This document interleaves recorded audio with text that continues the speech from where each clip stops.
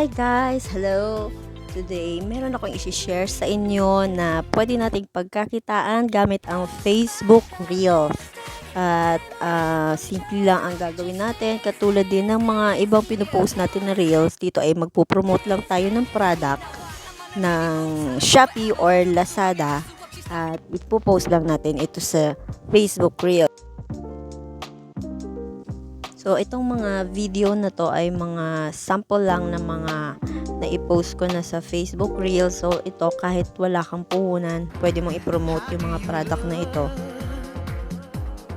At ang kagandahan din dito is kahit hindi ka pa monetize sa iyong Facebook, pwede ka nang kumita dito.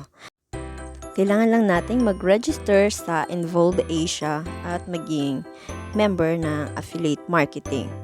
So, ilalagay ko na lang ang link para mag-register kayo doon sa Involve Asia. Okay, so once nakapag-register ka na, o-open mo lang po yung iyong account. After you log in, kailangan mo lang i-fill up yung information mo doon sa under na account manager. Fill up mo lang yung mga necessary details. Tapos, kailangan mong mag-enroll ng website property. Ito yung link ng iyong Facebook account or your Facebook page. Pag Facebook personal naman, dapat naka-turn on na ang professional mode. Tapos, kailangan mo lang syempre magpili kung anong category ng product na kailangan mong i-promote.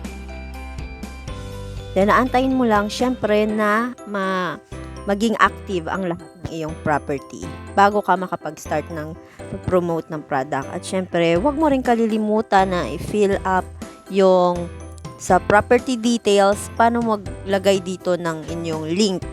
So, i-click mo yung property details niyan at punta ka ulit dun sa iyong Facebook account.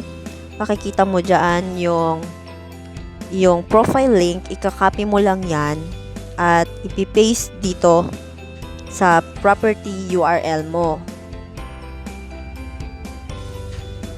Then, lalagay ka ng display name mo at saka magpipili ka kung ano yung property category mo na gusto mo. It's either health and beauty or fashion. Then, after that, kailangan mo rin mai-apply yung mga shop na gusto mong i-promote like Shopee or Lazada. So, makikita mo yung mga a-applyan mo na shop dito sa dashboard. Pag bago pa lang ay lalabas doon yung mga promotion or makikita mo doon may nakalagay na apply. So, kailangan mo lang i-click yung apply. Yan kasi yung Lazada ko na yan, may nakalagay na promote kasi naka-active na yan, na i-apply ko na siya. So, pag bago ka pa lang, yan, may nakalagay na green button na apply. Yun ang kailangan mong i-click. Tapos, aantayin mo na lang kung kailan maging active yung iyong property na pwede ka na mag-promote ng ganong shop. Usually, saglit lang naman.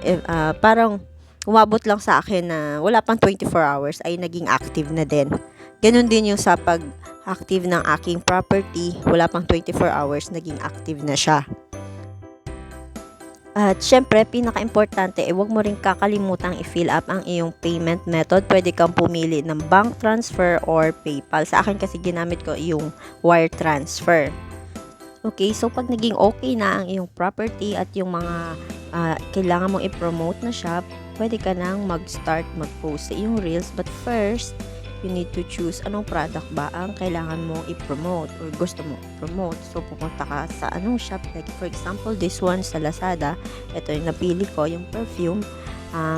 I-click mo lang, i-copy mo yung link niya.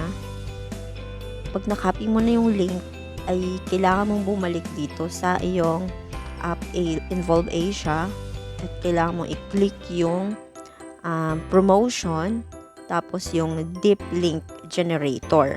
Kasi magkikreate tayo ng bagong link. So, kailangan mo lang mag-select ng property.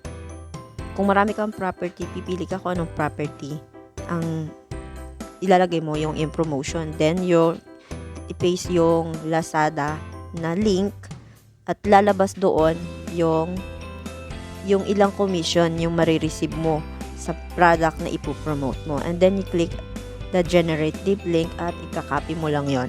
At yun ang ipopost mo sa iyong Facebook Reels.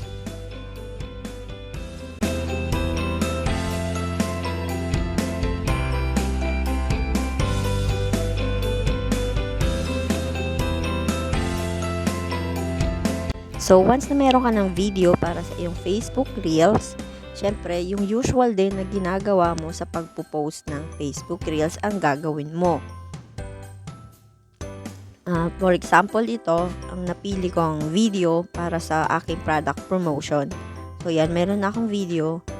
And pag ipopost mo na siya, dun mo na rin i-copy yung na-generate mong link from Involve Asia. And then, lalagyan mo na lang din siya ng title para ma-attract naman ng ating mga customers to buy the product. And then, yung usual, wag mo kalilimutan na lagyan ng Facebook Reels at kung ano pa yung mga hashtag na ilalagay mo dyan na makikita sa iyong product. So, that's it. Thank you for watching.